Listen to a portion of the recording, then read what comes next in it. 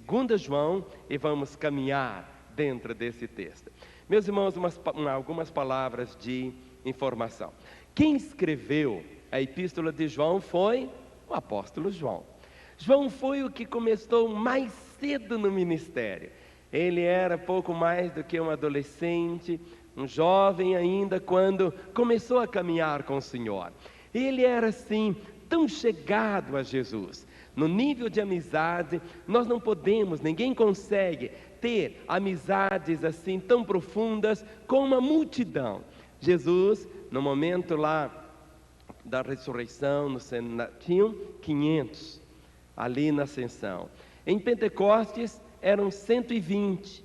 Houve um momento quando Jesus mandou de 2 em 2 para saírem a pregar e eram 70. Daquele grupo dos 70 ele havia escolhido 12 para serem seus apóstolos. E à medida que você caminha, você percebe que dos 12, Jesus Cristo tinha 3 que eram assim bem chegados: Pedro, Tiago e João. E dos 3 tinha um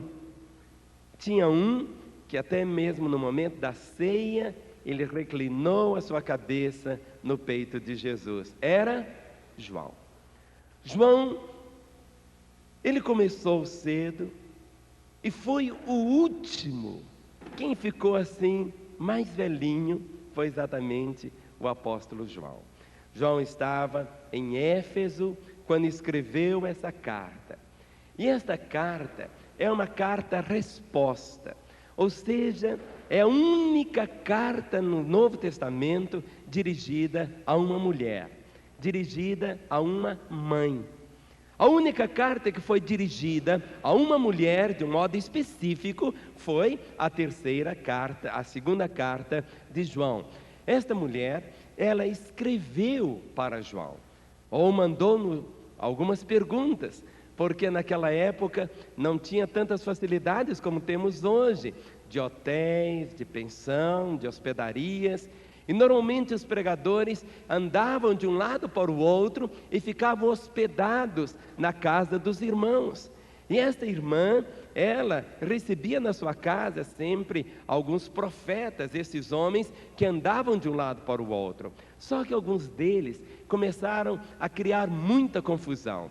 Eles estavam falando muitas coisas contra o evangelho que ela tinha conhecido. E ela escreveu então para João, ou mandou alguém falar com ele. E ele então responde, e a resposta está aqui, a segunda carta de João. É uma carta que tem apenas 13 versículos. Só um capítulo, são 13 versículos. É o livro de número 63 na Bíblia.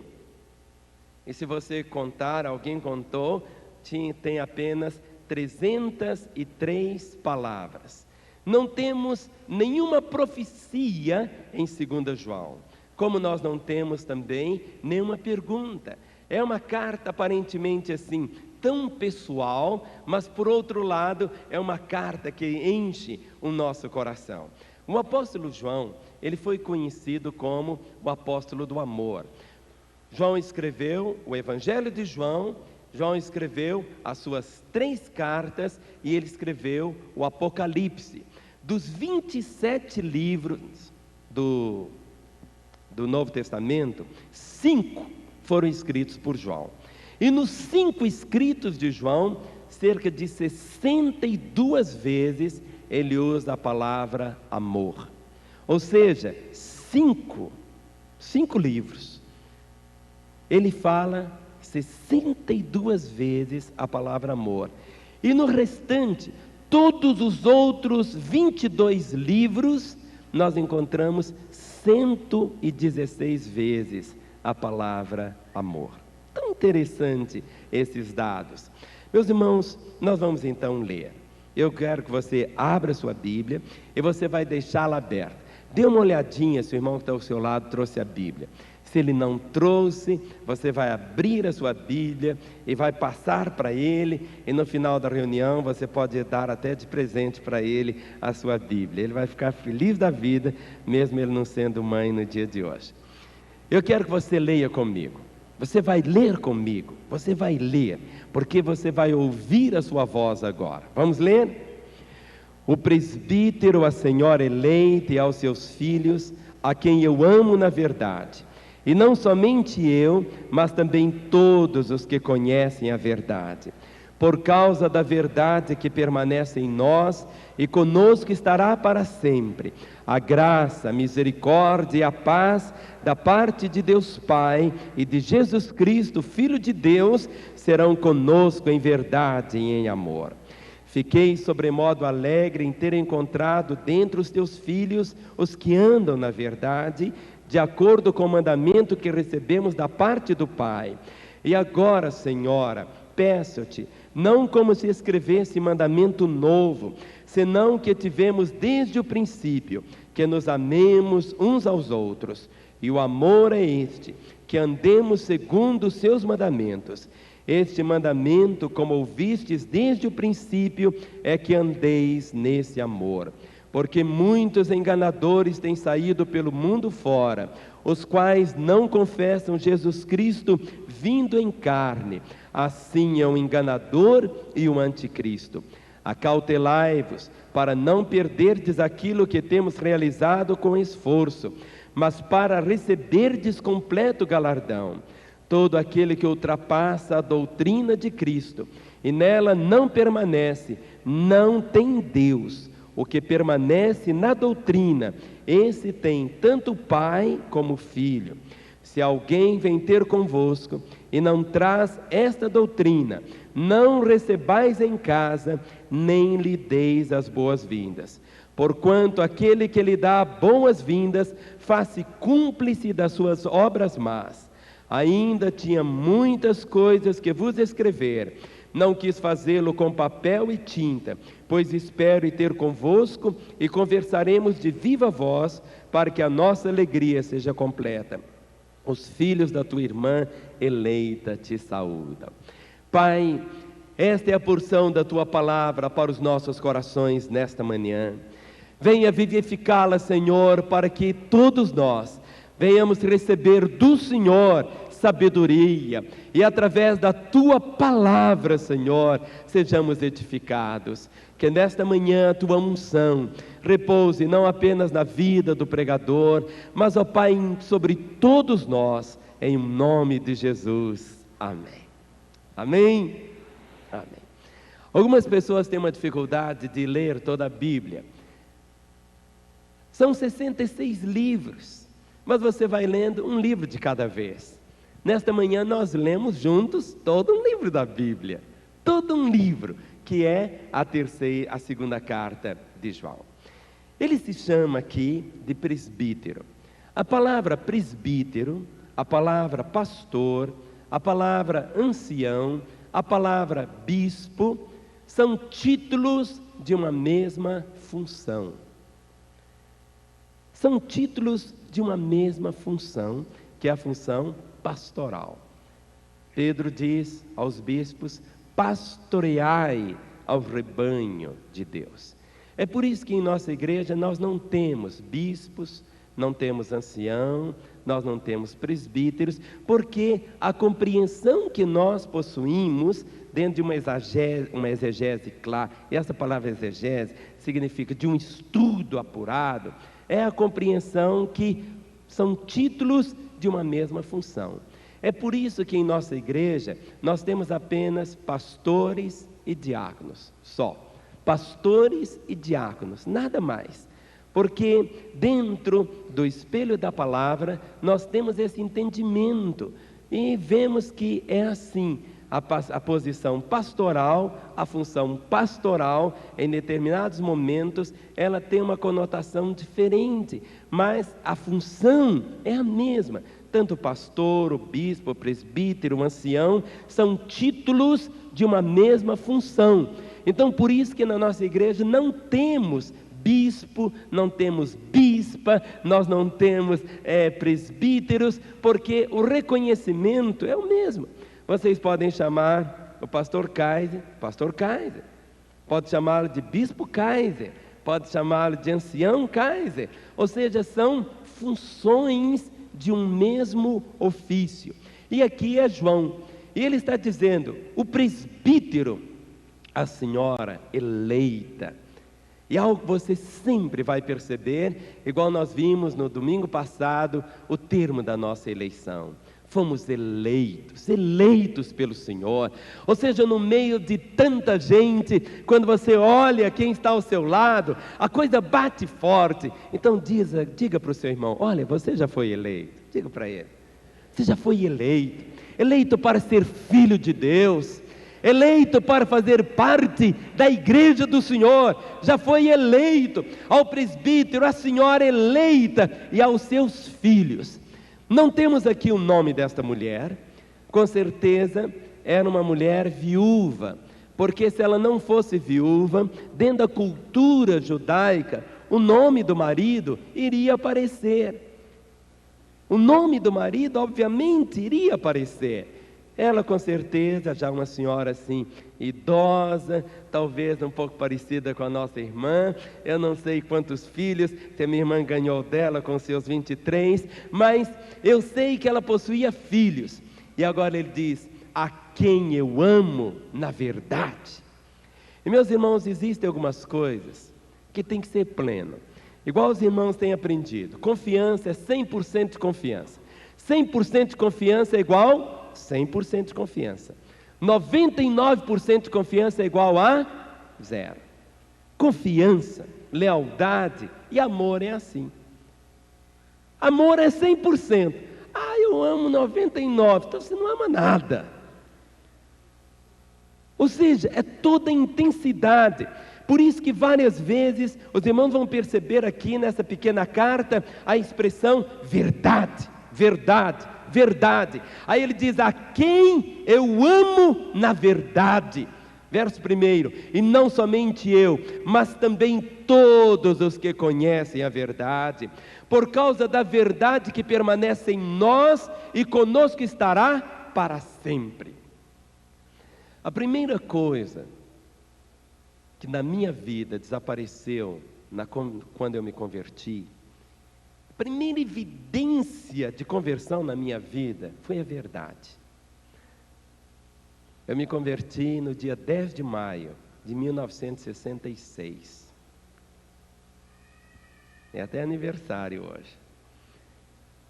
32 anos atrás. Eu era mentiroso. Como eu sabia mentir. E como eu vivia uma mentira. Primeira evidência da minha conversão foi que eu passei a falar só a verdade. Uma característica na vida do cristão é a verdade. Você não deve se impressionar muito. E hoje as pessoas são impressionadas facilmente com espetáculos. Mas muitas vezes não se impressionam com a verdade. A característica do próprio Senhor Jesus, em João 14,6, ele diz: eu sou o caminho, eu sou a verdade. Jesus Cristo disse que o diabo, ele é mentiroso. Ele é o pai da mentira. E Jesus disse: ele nunca se firmou na verdade. Ele nunca se firmou na verdade. Muitas vezes é fácil você conhecer um mentiroso. Toda pessoa que diz assim: eu estou falando a verdade, pode saber que tem alguma coisinha por trás. Porque a verdade não precisa se defender. Leão precisa que se alguém o defenda. Você tem um leão, alguém precisa ficar defendendo o leão? Não, o leão sabe se defender. Não é assim? A verdade, ela se defende. A verdade é a verdade. E a verdade, ela sempre, mais dias, menos dias, ela sempre floresce. Por isso que aqui ele diz muitas vezes essa expressão, a verdade. E ele traz esta bênção no verso de número 3, dizendo: a graça, a misericórdia e a paz da parte de Deus Pai e de Jesus Cristo, Filho do Pai, serão conosco em verdade e em amor. A graça, aquele favor imerecido, a misericórdia, a compaixão e a paz, a tranquilidade. Tudo que nós buscamos na vida é exatamente isso, a graça, termos aquele favor imerecido do Senhor, a bênção na nossa vida, enchendo o nosso coração a cada momento, a misericórdia, a expressão da compaixão do Senhor, dominando nossa vida, e passando também a compaixão do Senhor a outros, e a paz. O que é a paz? Esta tranquilidade que o Senhor nos oferece. Mas de onde que vem a fonte para nós desta graça e deste amor? Se nós voltarmos aqui e chegarmos em 1 João novamente, só voltar, não 1 João, 1 Pedro, aliás, 1 Pedro, capítulo 1, é só você voltar um pouquinho, nós estamos bem pertinho. 1 Pedro, capítulo 1, o verso 22 e o verso 23, você vai dizer assim: mas eu não consigo amar. Mas o amor, quando você converteu, você recebeu o Espírito Santo. E a palavra do Senhor diz que o amor foi derramado em nossos corações pelo Espírito Santo. O Espírito Santo nos foi dado, e o Espírito Santo que nos capacita a amar. E está escrito aqui em 1 Pedro, capítulo 1, verso 22 e 23, dizem assim: tendo purificado a vossa alma pela obediência à verdade, tendo em vista o amor fraternal não fingido. O amor fraternal não fingido. Amai-vos de coração uns aos outros ardentemente, pois fostes regenerados, não de semente corruptível, mas de incorruptível, mediante a palavra de Deus, a qual vive e é o que? Permanente. O amor, este amor fraterno, o amor da igreja, expressando um irmão ao outro, mas esse amor sem fingimento algum. Por quê? Porque existe esta fonte, esta realidade que nos domina, da graça do Senhor nos capacitando. Então vamos voltar novamente aqui para 2 João. A partir do versículo 4 até o versículo 6, ele vai começar a fazer um paralelo entre a verdade e o amor. Há muitas pessoas que vivem uma vida desequilibrada. João, ele é chamado o apóstolo do amor. Mas vocês vão perceber também como que a verdade faz parte da vida de João. Como Jesus é amor, mas vocês vão vê-lo sempre na questão da verdade, diante dos fariseus, diante de situações, ele dizia de uma forma muito clara: sepulcros caiados. Olha o que está escrito a partir do verso 4. Fiquei sobremodo alegre em ter encontrado dentre os teus filhos os que andam na verdade. Há um momento agora um pouco de tristeza, porque nem todos os filhos dessa irmã andavam na verdade. Alguns andavam, não eram todos. Nem todos os seus filhos já eram convertidos. Por isso que ele diz: fiquei sobremodo alegre em ter encontrado dentre os teus filhos os que andam na verdade. Há um princípio que todos os pais devem possuir. Provérbios 22:6 nós sabemos de cor: ensina a criança no caminho em que ela deve andar, e até quando envelhecer não se desviará dele. Nós temos que criar filhos para os céus, investir em nossos filhos. Se seu filho ainda não anda na verdade, minha irmã, você que é mãe, a maior bênção que você pode possuir é saber que você não está criando filhos para o inferno, mas você tem um preço a pagar. Há muitas mães e pais que deixam seus filhos serem criados ao bel prazer, deixam os filhos soltos, e depois vem a tristeza. É tão interessante, eu queria ler alguns textos aqui para os irmãos, de homens que cuidaram tanto, muitas vezes, da igreja, da obra do Senhor, e os seus filhos se perderam. 1 Samuel, capítulo 8, 1 Samuel, lá no Velho Testamento. 1 Samuel, capítulo 8, verso de 1 a 3. 1 Samuel, capítulo 8, verso de 1 até o versículo 3. 1 Samuel, capítulo 8. 1 Samuel 8, de 1 a 3, diz: Tendo Samuel envelhecido, constituiu seus filhos por juízes sobre Israel. O primogênito chamava-se Joel, o segundo Abias, e foram juízes em Berseba. Porém seus filhos não andaram pelos caminhos dele, antes se inclinaram à avareza e aceitaram subornos e perverteram o direito. Filho de peixe, o que é? Filho de crente, o que é? Não é crentinho, não.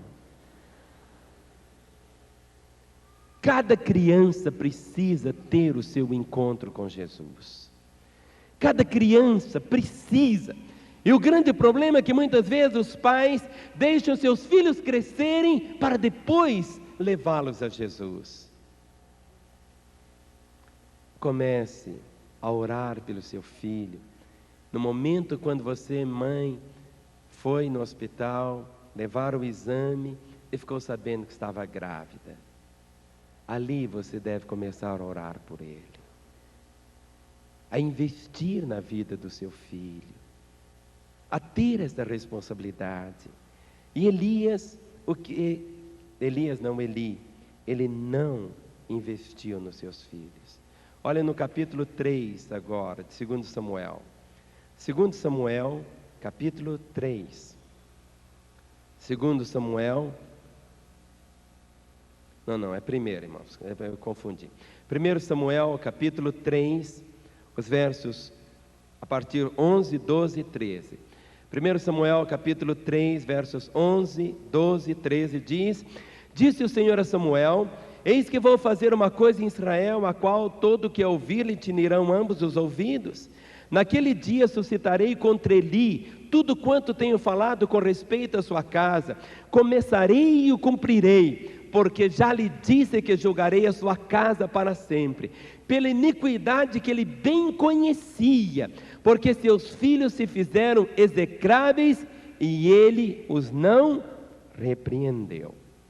Ou seja, os filhos de Elias se tornaram execráveis, palavra dura, ímpios, e Eli não os repreendeu. Eli não os repreendeu.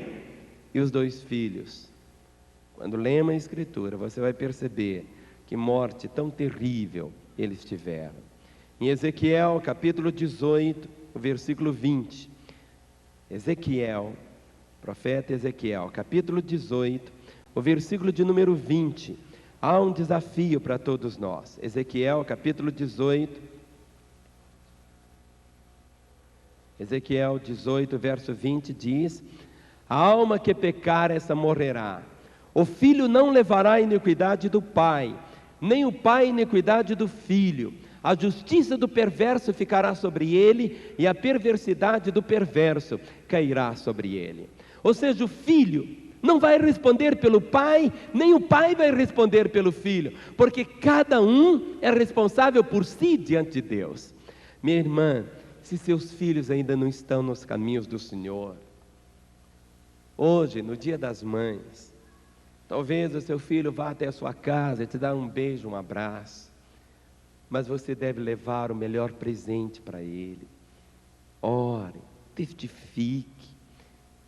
Eu conheço a história de dois irmãos que são uma bênção, e esses irmãos eram pessoas assim tão terríveis, o que você pudesse pensar de pervertidos eles eram.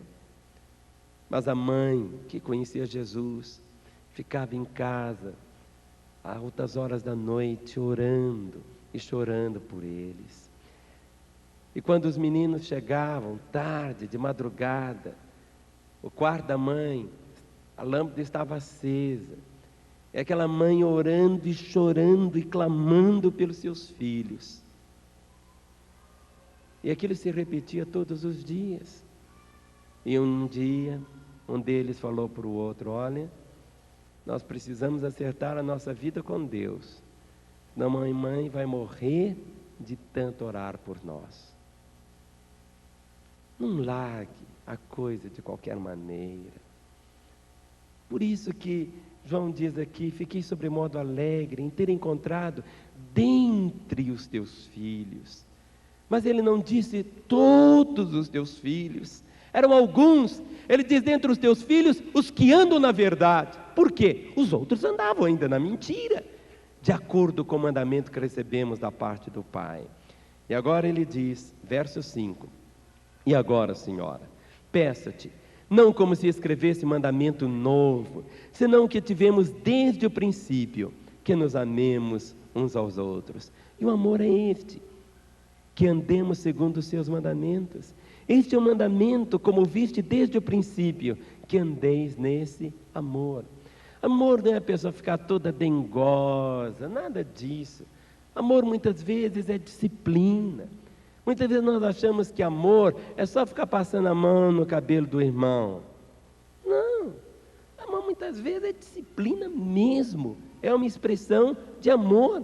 A palavra diz que o pai que corrige o seu filho é uma expressão de amor. O pai que usa a vara para disciplinar o seu filho está expressando amor ao seu filho. Meus irmãos, quando ele diz, o amor é este, que andemos segundo os seus mandamentos. Eu gostaria de citar alguns versículos aqui para os irmãos.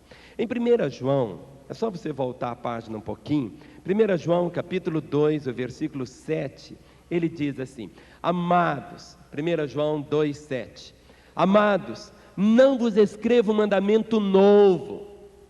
Não tem nada novo. Ele diz: amado, não vos escrevo um mandamento novo, senão um mandamento antigo, o qual desde o princípio tivestes. Esse mandamento antigo é a palavra que ouviste. No capítulo 3, o versículo 11, 1 João ainda, 3, verso 11, ele diz: porque a mensagem que ouviste desde o princípio é esta, que nos amemos uns aos outros.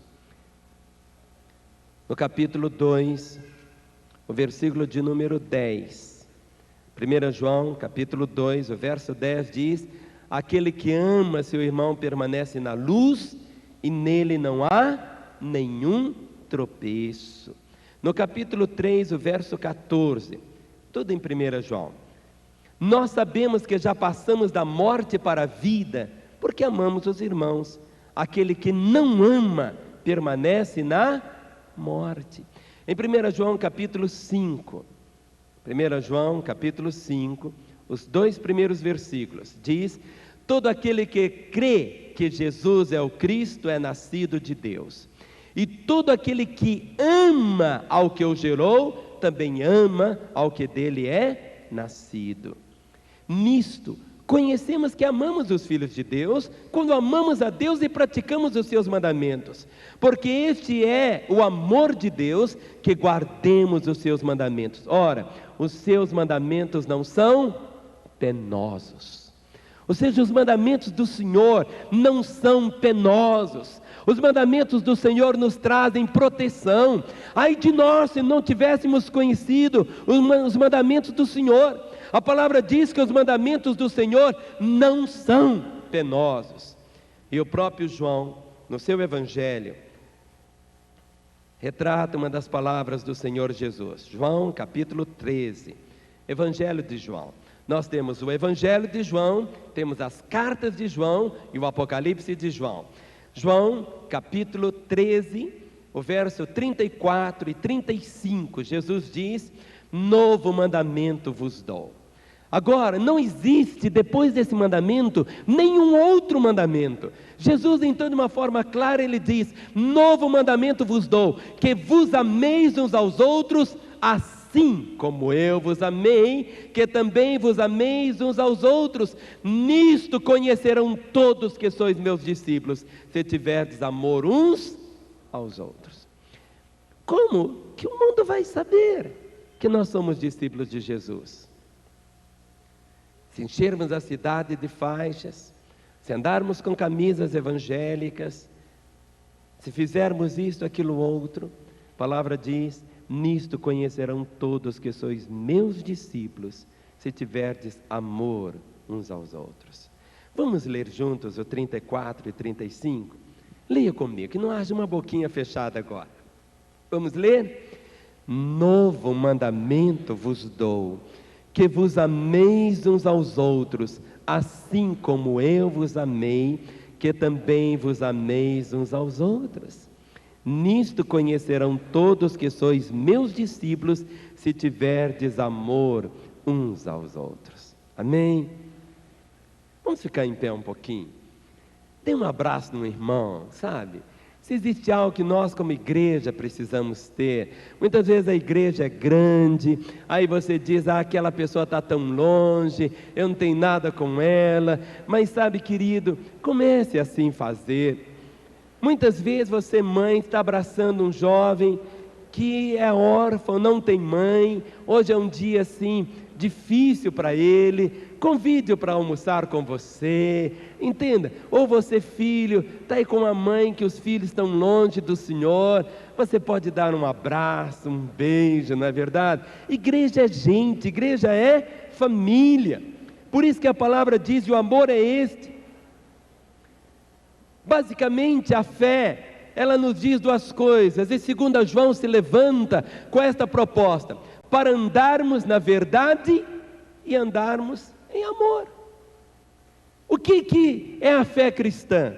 Como se traduz a fé cristã? Nós sabemos que a fé cristã é um andar, mas um andar como? Um andar em verdade e um andar em amor. O resto é resto. Se você andar na verdade e andar em amor, o resto é tão resto. Amém? Então vamos assentar de novo. Vamos aqui, segunda João.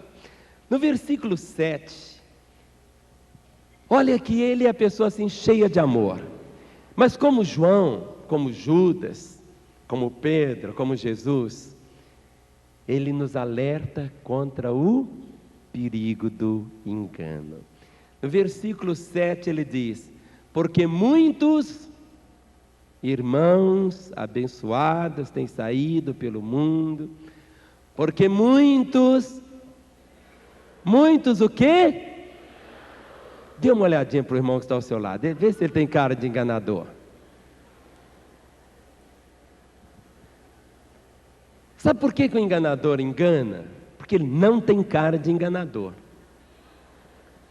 Você o vê de Bíblia, com roupinha bonita, tão interessante. Aí ele diz assim, porque muitos enganadores têm saído pelo mundo fora. Aí nós falamos, mas pastor, será que na igreja, será que pode aparecer enganadores? Ou nós somos muito infantis, ou não conhecemos a palavra. Jesus nos alertou muito sobre isto. Vamos ver alguns textos. Em Mateus capítulo 7, o verso 15. Mateus capítulo 7, o verso 15, ele diz. Mateus 7, verso 15, ele diz, acautelai-vos dos falsos profetas, que se vos apresentam disfarçados em ovelhas, mas por dentro são lobos roubadores. Pelos seus frutos os conhecereis. Jesus diz, acautelai-vos. Acautelai-vos dos falsos profetas, que se vos apresentam disfarçados em ovelhas, mas por dentro são lobos roubadores. Pelos seus frutos os conhecereis. Em Mateus ainda, no capítulo 24, verso 11. Mateus 24, o versículo 11. Meu irmão, você sempre deve observar se o irmão que está perto de você já é um irmão antigo na fé, ou que sabe já manusear bem a Bíblia, porque os que converteram domingo passado, alguns ainda têm dificuldade de achar. Então você sempre deve ajudá-los. Nunca você vai criticá-lo dele estar procurando Mateus lá no Velho Testamento, antes de Gênesis. Não. Caminhe. Mateus 24, verso 11. Jesus disse o quê? levantar-se-ão muitos falsos profetas e enganarão a pouquíssimas pessoas. Ele diz: enganarão a muitos. Olha o verso 23 a 25. Mateus 24, 23 a 25. Então, se alguém vos disser: eis aqui o Cristo, oi-lo ali, não acrediteis, porque surgirão falsos cristos e falsos profetas, operando grandes sinais e prodígios para enganar, se possível, os próprios eleitos. Vede que vô-lo tenho predito. Querido, nunca fique impressionado com sinais e prodígios. Nunca fique impressionado com milagres. Lá no Egito, quando Moisés foi para tirar o povo de Israel do Egito, Moisés estava ali no poder do Senhor. Mas Moisés fazia um milagre e os feiticeiros faziam igualzinho. Moisés fazia e eles faziam também, porque o espírito do engano opera sinais e prodígios. Você tem que olhar a vida da pessoa, olhar os frutos, a verdade, o caráter, a família. Não vá sendo levado de qualquer maneira, não é assim. Por isso Jesus foi tão claro, porque surgirão falsos cristos, falsos profetas, operando grandes sinais e prodígios para enganar, se possível, os próprios eleitos. Quantos aqui foram eleitos? Nós já vimos, eu fui eleito. Agora, quem que ele procura enganar? Os que já estão enganados? Não. Se possível, ele quer enganar quem? Os eleitos. Aí ele diz: vede que vô-lo tem dito. Olhe no capítulo 20 de Atos. Atos, capítulo 20, verso 29 a 31. Atos, capítulo 20, verso 29 a 31.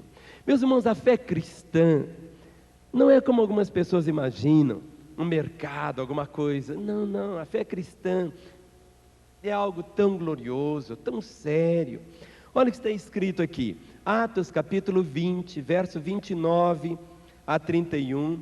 O apóstolo Paulo está se despedindo dos irmãos e ele diz assim: eu sei, como eu também sei, meus irmãos, eu sei. Ele diz: eu sei que depois da minha partida, entre vós penetrarão lobos vorazes que não pouparão o rebanho, e que dentre vós mesmos se levantarão homens falando coisas pervertidas para arrastar os discípulos atrás deles. Portanto, vigiai, lembrando-vos de que por 3 anos, noite e dia, não cessei de admoestar-vos com lágrimas a cada um. Meus irmãos, eu fico muitas vezes com o coração, eu confesso a vocês assim, ferido, quando eu vejo algumas das ovelhas sendo devoradas por lobos. Muitas vezes ela vai, a grama do vizinho é melhor. Quantas vezes são iludidas, são destruídas, situações que deixam assim o coração. Quando a gente vem, está aqui no púlpito, não somos profissionais da fé, mas quantas vezes pessoas diante de situações, ele corre de um lado e diz: eu vou encontrar é ali. Querido, não é assim. O que Deus tem para você, você pode ficar sossegado que vai ter. O que Deus tem, Ele tem. Olha que Paulo escrevendo a Timóteo, 1 Timóteo capítulo 4, 1 Timóteo capítulo 4, 1 Timóteo capítulo 4, até o verso 5, 1 Timóteo 4, de 1 a 5, ele diz: ora, o Espírito afirma expressamente que nos últimos tempos, alguns apostatarão da fé, ou seja, vão deixar a fé, por obedecerem a espíritos enganadores e a ensino de demônios, pela hipocrisia dos que falam mentiras e que têm cauterizado a própria consciência, que proíbem o casamento e exigem abstinência de alimentos que Deus criou para serem recebidos com ações de graças pelos fiéis e por quantos conhecem plenamente a verdade. Pois tudo que Deus criou é bom, e recebido com ações de graças, nada é recusável, porque pela palavra de Deus e pela oração é santificado.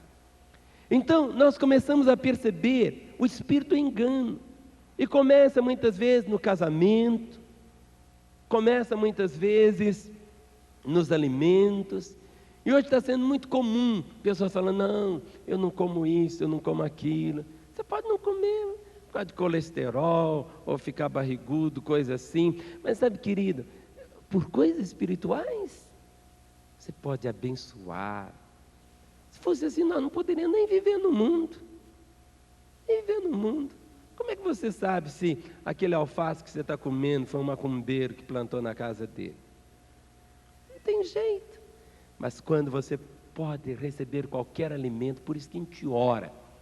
Você pode ir em qualquer restaurante, em qualquer lugar, não coma igual bicho, não. Bicho que come sem agradecer. Você vai comer, agradece, santifica aquele alimento, sabe? Você pode trazer e abençoar, eu abençoo em nome de Jesus. Tudo de ruim que está ali vai embora, é a promessa que diz, pois tudo que Deus criou é bom. Um dia eu fiquei assim meio chateado, porque eu falei isso até com a Renata, porque lá em casa tinha, no jardim, tinha umas plantas bonitas, só que o nome dela era espada de São Jorge. Aí o pessoal arrancou. Eu falei, não, quem criou isso aqui foi Jesus, o diabo não criou isso não. Quem criou aquela planta foi quem? Jesus. Jesus que criou, é santo, é bonito. Para falar que aquela coisa ali é do diabo? Não, meus irmãos, foi Deus que criou. Agora, se o diabo falar que é dele, falou enganador, mentiroso, isso é de Deus. Agora, se o outro lá atribui aquilo, qualquer poder de superstição, isso é engano dele. Mas a verdade em si, agora se a pessoa planta espada de São Jorge para proteger a casa dele, manda tirar, porque ele já está usando como superstição. Está entendendo?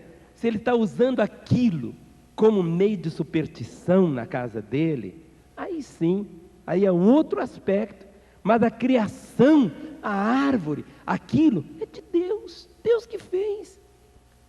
Você vai um dia desses eu estava num restaurante, e a comida estava lá, e eu entrei lá dentro, está um quadro lá de um homem feio à beça. Mas eu comi a comida.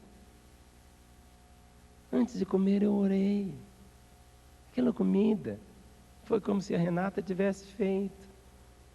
Porque é isso que a palavra diz, pois tudo que Deus criou é bom, e recebido com ações de graça, nada é recusável, porque pela palavra de Deus e pela oração é santificado. Olha o que está escrito aqui em 2 Pedro. 2 Pedro capítulo 2. 2 Pedro capítulo 2.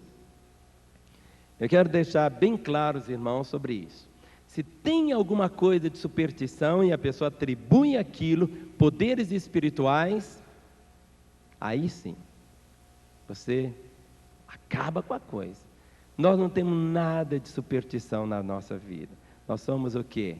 Livres. Amém? Então vamos ler aqui, 2 Pedro, capítulo 2. 2 Pedro, capítulo 2, os 3 primeiros versículos.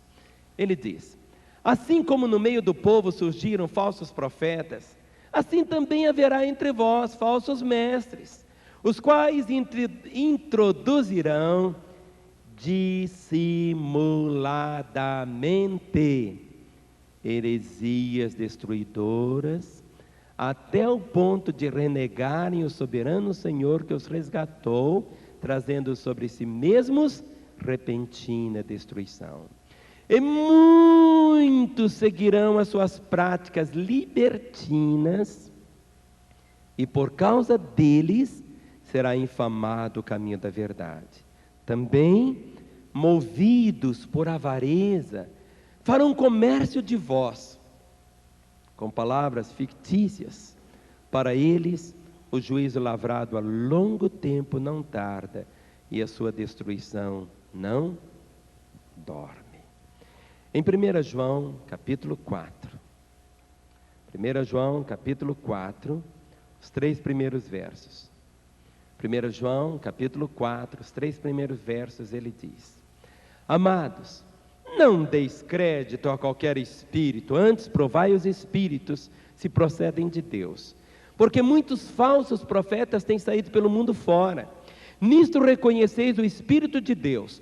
Todo espírito que confessa que Jesus Cristo vem em carne é de Deus, e todo espírito que não confessa Jesus não procede de Deus. Pelo contrário, este é o espírito do anticristo, a respeito do qual tendes ouvido que vem e presentemente já está no mundo. Então vamos voltar agora para 2 João, o verso 7. Nós já entendemos isto, que os enganadores já foram profetizados por Jesus que eles surgiriam. E surgiriam no meio do povo do Senhor. Então versículo 7, 1 João, que é o texto que estamos lendo, 1 João verso 7 diz: Pois muitos enganadores têm saído pelo mundo fora, os quais não confessam Jesus Cristo vindo em carne. Assim é o enganador e o anticristo. Muitas vezes você imagina que anticristo é apenas demo. Não, anticristo é gente. Qualquer pessoa que é anti-Jesus é o anticristo. Ao espírito do anticristo, muitos, ainda que nós vamos ver quando estudarmos o Apocalipse, a esta figura do anticristo, um ser realmente assim, terrível, Satanás, que se levanta. Agora ele fala que todo aquele que não confessa que Jesus Cristo veio em carne, que todo aquele que não confessa que Deus se encarnou, Deus tomou forma humana, que a morte de Jesus ali na cruz foi literal, que o sangue que ele derramou era sangue mesmo. Jesus Cristo não parecia ser homem, ele era homem, era Deus que se fez homem. Por isso, meus irmãos, não entra na cabeça de um islâmico, de alguém que confessa o judaísmo, que Deus tomou forma humana, que Deus se encarnou. Por isso que diz a palavra de uma forma clara, que aqueles homens estavam espalhando essa doutrina, que Jesus Cristo parecia homem, mas ele não era. Tinha forma humana, mas ele não era humano. Esse é o espírito do engano, espírito do anticristo. Por isso que lá, por exemplo, no Espiritismo, as pessoas dizem que Jesus é um espírito evoluído. Não confessam que Jesus Cristo veio em carne. Agora o verso de número 8, ele diz assim: acautelai-vos, para não perderdes aquilo que temos realizado com esforço, mas para receberdes completo galardão. Acautelai-vos. Eu fico, irmãos, assim, tem hora chateado com alguns irmãos, eu confesso. Irmãos assim que facilmente são levados. Um dá um grito de um lado, ele corre atrás daquele grito. E muitas vezes a gente trabalha com um irmão, e ele está falando aqui: acautelai-vos, para não perderdes aquilo que temos realizado com esforço. E muitas vezes a gente pode dizer: Pastor Sandro, Pastor Vanderlei, Pastor Caio, Pastor Gênison, os pastores, nós muitas vezes choramos, né, Ronaldo? Tratamos de um irmão, muitas vezes ele liga para a casa da gente 2 horas da manhã, a gente vai para a casa dele às 3 da madrugada, passa um dia inteiro, faz jejum com ele, e faz aquele esforço, e muitas vezes ele é levado pelo engano, e perde. Ele diz: acautelai-vos, para não perderdes aquilo que temos realizado com esforço, mas para receberdes completo galardão. A palavra diz: ser fiel até a morte, e dar-te-ei a coroa da vida. Ser fiel, há um galardão, não a salvação, não, um galardão, esse prêmio, a coroa da vida. Se existe algo que hoje as pessoas, e alguns irmãos aqui em Lagoinha, precisam ter um arrependimento sério, é de terem raízes. O que Deus tem para você, pode ter certeza que vai chegar. Não é questão de você sair buscando apavorado de um lado para o outro. Não. Muitas vezes Ele está trabalhando a sua vida, seu caráter. Ele diz: acautelai-vos, para não perderdes aquilo que temos realizado com esforço, mas para receberdes completo galardão. O versículo de número 9, leia junto comigo 9, vamos ler juntos? Todo aquele que ultrapassa a doutrina de Cristo e nela não permanece, não tem Deus. O que permanece na doutrina, esse tem tanto o Pai como o Filho. Que coisa, ele diz, todo aquele que ultrapassa a doutrina de Cristo. Não há nenhuma outra revelação depois de Jesus, irmãos. Não há. Os Mormons têm um livro chamado Livro de Mormons, que diz que aquele livro é um livro para entender o Novo Testamento e que é uma revelação também. Isso é engano. Não há uma revelação nova, já está aqui. Tudo que temos está aqui. O que ultrapassa a doutrina de Cristo, e Ele é a doutrina, e nela não permanece, não tem Deus. E muitas vezes nós achamos que quem tem Deus não é assim, é aquele que permanece na doutrina, aquele que tem tanto o Pai como o Filho. E aqui nós já encontramos um aspecto da Trindade, o Pai e o Filho. Alguns dizem, não, tudo é Jesus. Jesus é o Pai, Jesus é o Espírito Santo, Jesus é o... Não é assim. São pessoas distintas. Há uma tríplice manifestação da Trindade, da divindade. Como Pai, como Filho, como Espírito Santo. Mas são distintos. Agora existe algo que muitas vezes nós não gostamos de fazer. E esse homem com o coração cheio de amor. Eu não sei se o seu coração é como o coração de João. Pergunte para o seu irmão, seu coração é igual ao coração de João, cheio de amor?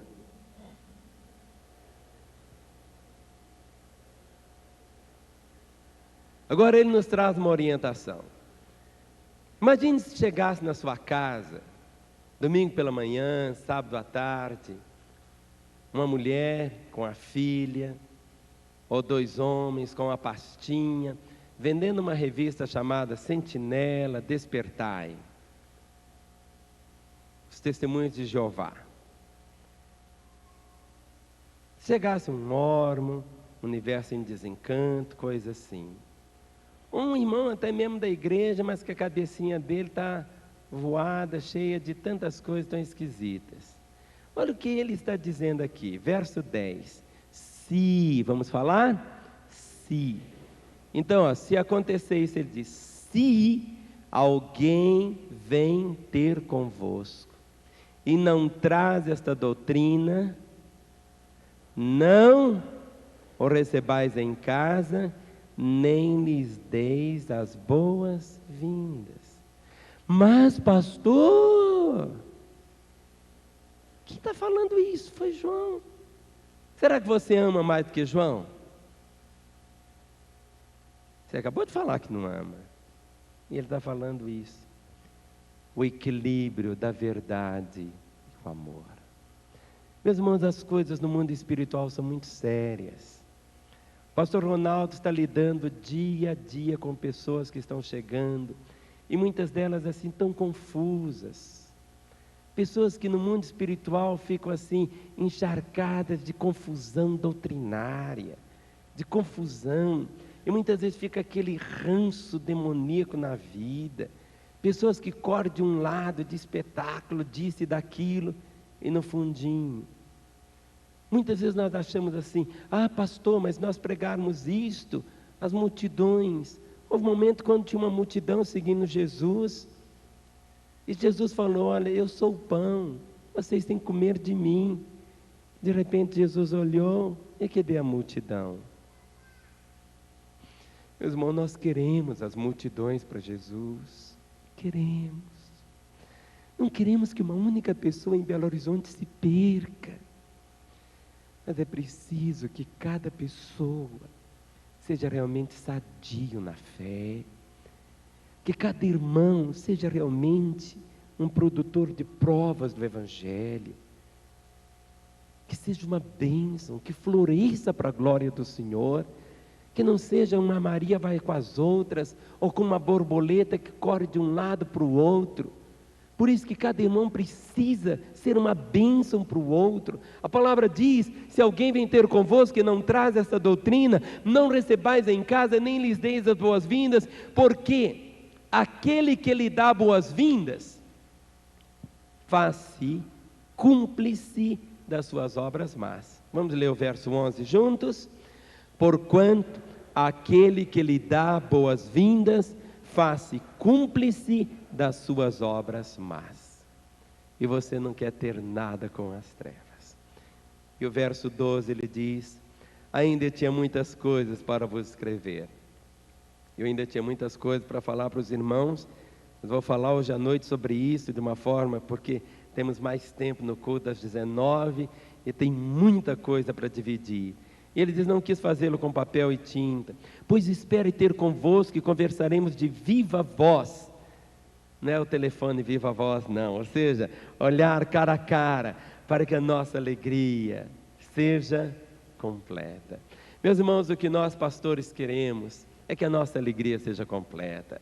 O que cada mãe deseja é que a alegria seja completa. O que Deus deseja é que a alegria seja completa. E como que essa alegria vai ser completa? Você trazendo toda a alegria para o coração de Deus, o Pai. Amém? Vamos nos colocar em pé nesse momento. O versículo 13 diz, os filhos da tua irmã eleita te saúdam. Meus irmãos, este é o texto da palavra do Senhor. Segunda epístola de João.